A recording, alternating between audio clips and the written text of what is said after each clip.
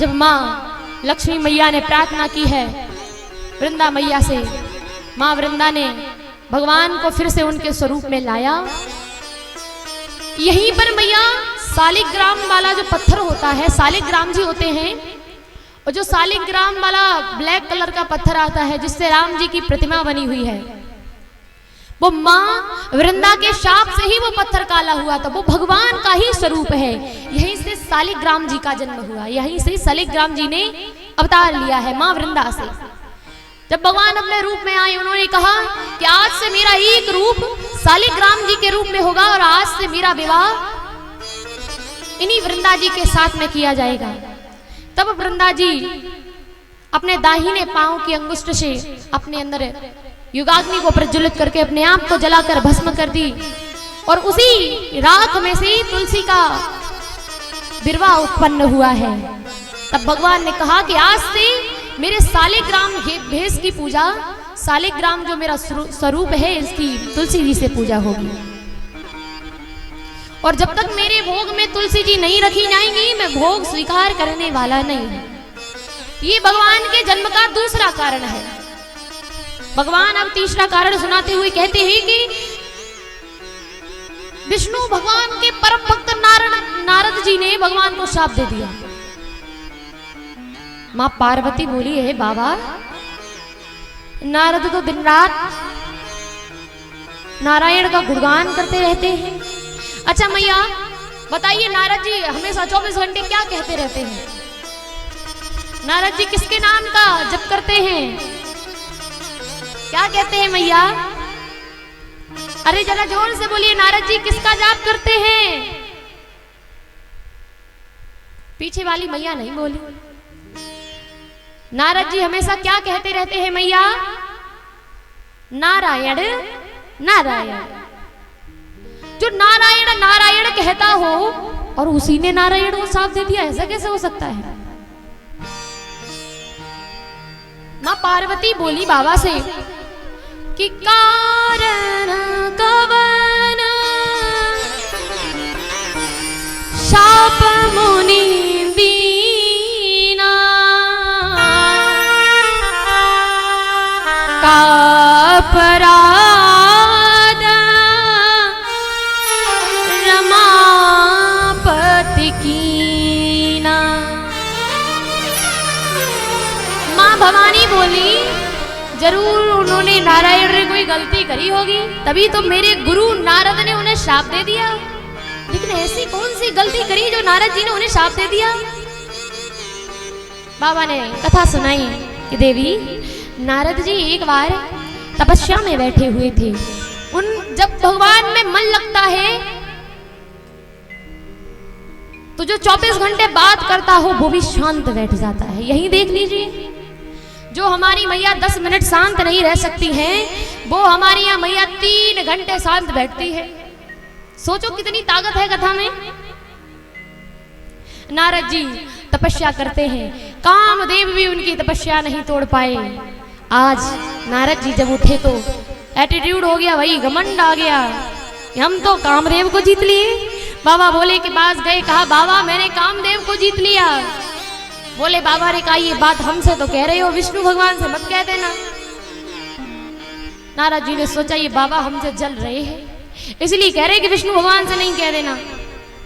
विष्णु भगवान के पास नारद जी गए और कहा कि मैंने प्रभु आज कामदेव को जीत लिया है। आज नारायण ने सोचा ये क्या है, ये तो भगत को अभिमान हो गया रे, इस अभिमान को तो दूर भगाना ही पड़ेगा। भगवान ने माया का एक नगर बनाया, माया का राजा, माया की राजकुमारी श्रीमती बनाई है, विश्वमोहिनी बनाई है। आज नारद जी भ्रमण करते करते वहीं पहुंचे, उसी नगर में पहुंचे, देखा बड़ी सुंदर नगरी है। वहां के राजा ने नारद जी को बुलाया, कहा कि मेरी बिटिया है विश्वमोहिनी, आप उसकी हाथ की रेखा देख करके ये बताइए कि उसके अनुकूल वर कैसे मिलेगा, कहाँ मिलेगा। बाबा ने जब विश्वमोहिनी की सुंदरता देखी, बाबा ने उनकी रेखाएं उल्टी पढ़ ली, उल्टी पढ़ ली हैं। और बाबा आज सोच रहे हैं, नारद बाबा सोच रहे हैं कि इनसे तो विवाह सर्व मेरा ही हो सकता है, मैं ही इनके साथ में विवाह कर सकता हूं। ये सोच करके विवाह का आयोजन किया गया,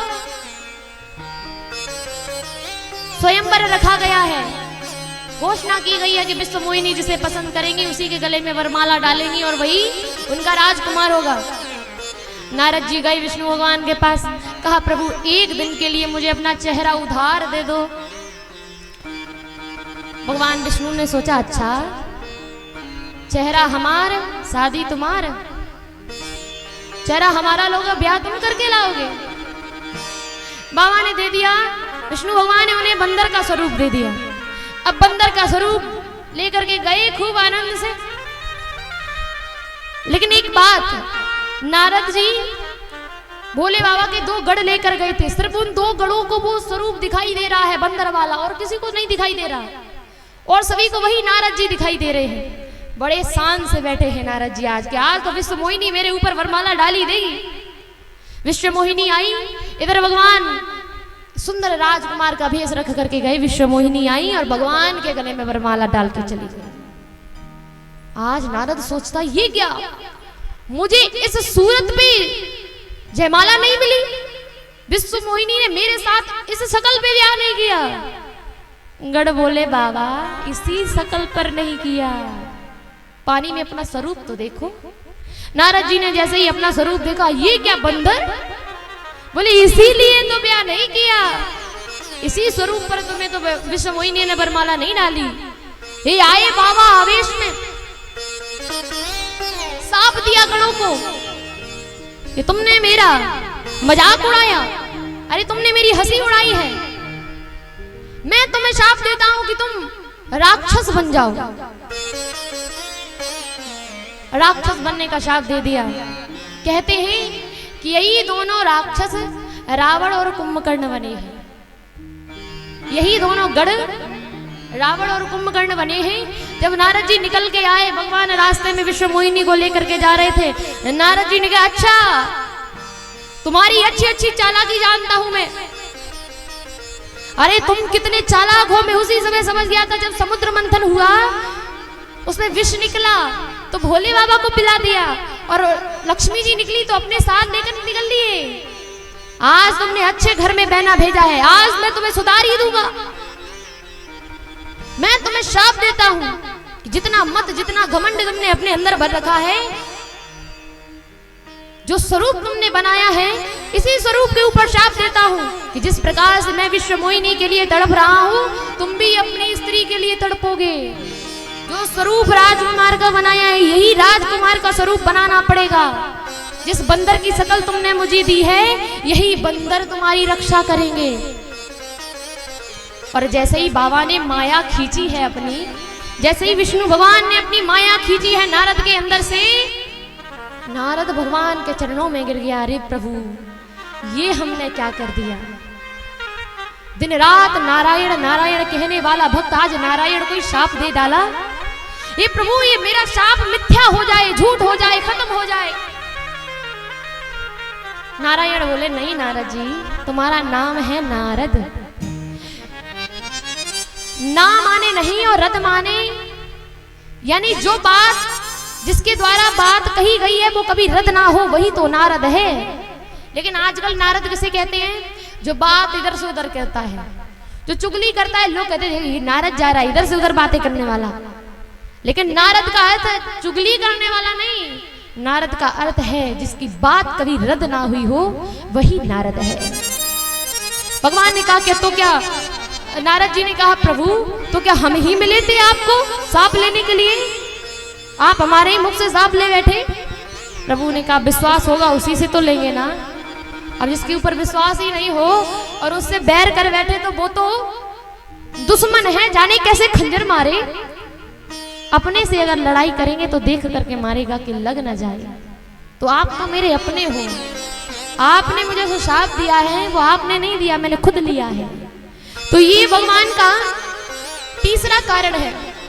चौथे कारण में 23,000 वर्ष की तपस्या में विष्णु भगवान के जो माता पिता यानी दशरथ जी और माँ कौशल्या का जो पिछला जन्म है मनु और शत्रुपा बैठे हुए हैं, उन्होंने प्रार्थना करी प्रभु कि आपका ये जो स्वरूप है ये बड़ा सुंदर है, आप इतने बड़े हो तो इतने प्यारे लगते हो, बालक होगे तो कितने अच्छे लगोगे। प्रभु मुझे ये वरदान दो कि मैं आपके जैसा ही एक सुंदर बालक खिला सकूं, मैं उसका बाप बनूं। अब आप लोग बताइए, आप लोगों में से किसी का भी ये सामर्थ्य है कि अपने पिताजी से कहो कि पिताजी अगले जन्म में मैं आपका बाप बनूंगा, आप मेरे पिताजी बनना? क्यों मैया, कह सकोगी?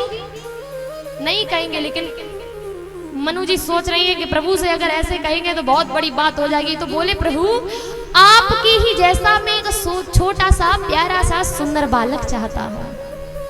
भगवान ने कहा हम आपकी चालाकी समझ रहे हैं, अब मैं अपने जैसा कहां से लाऊं, मैं ही वरदान देता हूं, मैं ही आपके बालक के रूप में आऊंगा। ये भगवान का चौथा कारण है राम अवतार लेने का। पांचवें कारण में रावण के जन्म की कथा आती है। प्रताप भानु नाम का एक राजा था, कपटी मुनि का संग हुआ, उसके विचार बदल गए। कुसंगति से विचार बदल जाते हैं मैया। अगर आप कुसंगति में रहते हैं, आपकी संगति ठीक नहीं है, आप अच्छे लोगों के साथ नहीं रहते हैं, तो आपके विचार के साथ साथ आपका कर्म भी बदल जाएगा। ये याद रखिएगा। अगर आप अपने जीवन में सत्संग नहीं लाते हो तो कुसंग से दूर रहिए, वो भी एक सत्संग है। प्रताप भानु कपटी मुनि से मिला, जैसे ही मिला तो मन में आया मैं एक कल्प के लिए अमर हो जाऊं, एक कल्प के लिए राजा बन जाऊं, मुझसे बड़ा कोई ना हो, मुझसे श्रेष्ठ कोई ना हो। कपटी मुनि ने कहा 1 लाख संतों को निमंत्रण दो, वो तुम्हें जब इकट्ठे होकर के वरदान देंगे तो तुम अमर हो जाओगे। आज 1 लाख ब्राह्मणों को निमंत्रण दिया। कपटी मुनि ने भोजन बनाया है, और जब भोजन बना 1 लाख ब्राह्मण भोजन करने के लिए बैठे, और संकल्प करने के लिए जैसे ही हाथ में जल लिया, उसी समय आकाशवाणी हो गई है ब्राह्मण देवताओं, जिस भोजन को आप करने जा रहे हो उस भोजन में एक ब्राह्मण का मांस मिलाया गया है। जो 1 लाख ब्राह्मण संकल्प लेने के लिए पानी लिए थे, 1 लाख ब्राह्मणों ने एक साथ उस प्रताप भानु को शाप दे डाला। कहा कि तूने तो दैत्यों से भी बुरे कर्म किए हैं, ब्राह्मणों को ब्राह्मण की हत्या करके उसमें भोजन में उसके मांस को मिलाकर ब्राह्मण को ही खिला रहा है। शाप देता हूं तेरा कुल खानदान पूरा का पूरा राक्षस बन जाए, तू सहित बहुत बड़ा राक्षस बने, तेरी आने वाली पीढ़ी राक्षस बन जाए। इसीलिए प्रताप भानु रावण बना, उनका भाई अरिमर्दन कुंभकर्ण बना, और प्रताप भानु के मंत्री धर्मरुचि रावण के सौतेले भाई विभीषण जी बने हैं। रावण ने तपस्या की, भगवान बोले और भगवान ब्रह्मा को प्रसन्न किया, बोले मैं अमर हो जाऊं। कहा ऐसा तो नहीं हो सकता। रावण ने कहा तो ठीक है, मैं बानर और मनुष्य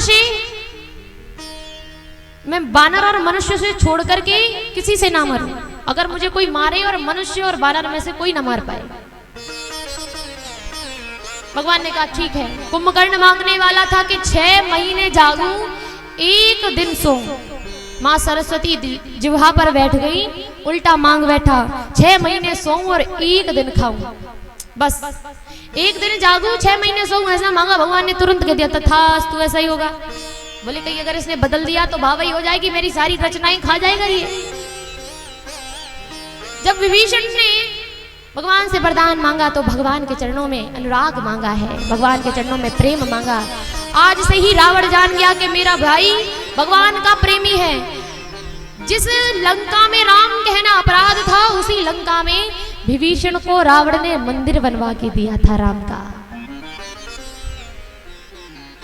जब रावण विश्व विजय करने जाता था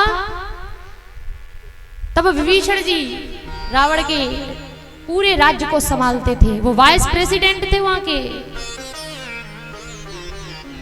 आजकल लोग कहते हैं कि मेरा भाई तो रावण है, रावण। बोलते मेरा भाई बिल्कुल रावण है। तो भैया आप ही विभीषण बन जाइए, आप ही विभीषण बन के देख लीजिए। रावण का विवाह मैना मतदानों की बिटिया मंदोदरी के साथ में हुआ, और जब विवाह हुआ तो इतना आतंक बढ़ा, सभी को भगा भगा करके मार रहा है। सभी देवता पवन देव उसके यहाँ पर झाड़ू लगाने आते हैं, दिग्पाल आकर के पानी भरते हैं, ब्रह्मा जी श्लोक पढ़ने आते हैं, और भोले बाबा स्वयं कैलाश से चल करके अपनी पूजा करवाने आते हैं लंका। इतना आतंक बढ़ा, पृथ्वी मैया गौ का रूप बना करके पहुंची हैं भगवान के पास गई। सभी भगवान इकट्ठे हुए, भोले बाबा ब्रह्मा जी ऋषि मुनि सब इकट्ठे हुए। बोले भगवान कहाँ मिलेंगे? भोले बाबा ने कहा कि हरि व्यापक सर वक्र समाना, प्रेम से प्रकट होई में जाना। सभी लोग मिलकर के भगवान की स्तुति करने लगे हैं। और कैसे स्तुति कर रहे हैं कि श्रीमन नारायण